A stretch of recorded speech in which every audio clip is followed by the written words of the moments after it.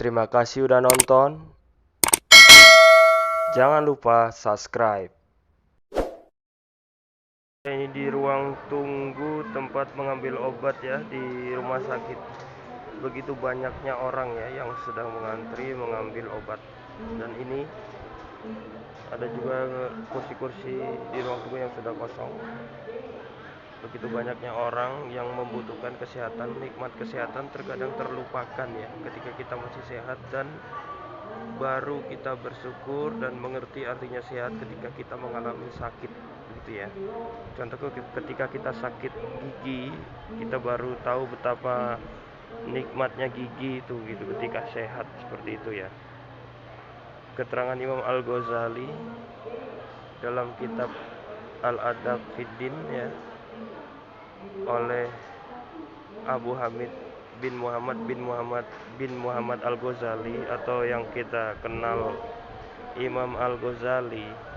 Ketika kita sakit, maka sudah bukan waktunya lagi untuk mengeluh, tetapi kita harus menyikapi rasa sakit atau sakit kita itu dengan bijaksana. Ada beberapa adab ya ketika kita sakit, kita harus berbuat apa. Yang pertama, adab kita adalah sakit mengingatkan kita kepada kematian gitu ya. Walau tidak selalu, tetapi setidaknya orang mengalami kematian itu karena sakit ataupun tertimpa musibah, kecelakaan dan lain sebagainya. Tetapi sakit dikategorikan juga rata-rata orang untuk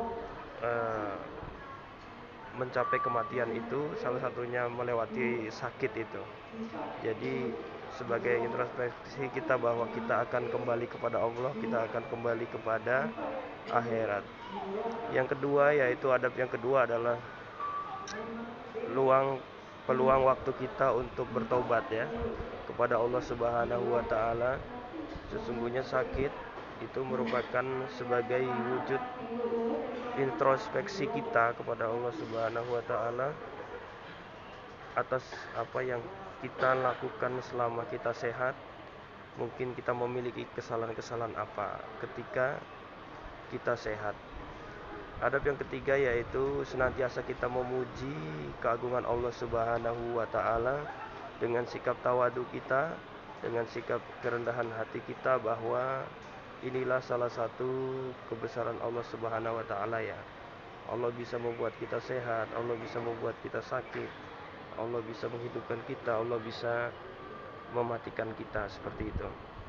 Jadi sakit bukan tempat kita mengeluh, tetapi senantiasa kita berzikir kepada Allah Subhanahu wa taala. Inilah situasi di rumah sakit ya, begitu banyak pasiennya ya.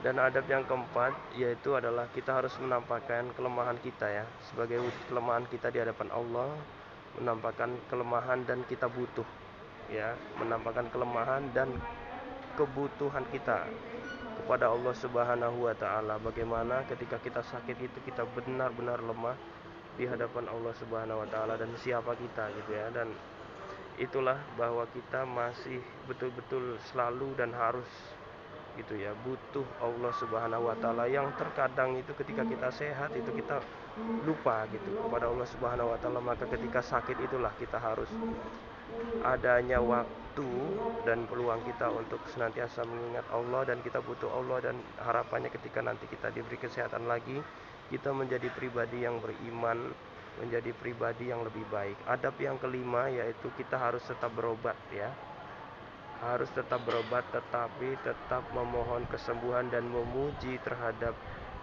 yang membuat obat, yaitu adalah Allah Subhanahu wa taala, bahwa wasilah kita adalah berobat, mencari jalan kesembuhan, tetapi tetap Allah Subhanahu wa taala yang menyembuhkan kita, yang membuat kita menjadi sehat kembali gitu ya.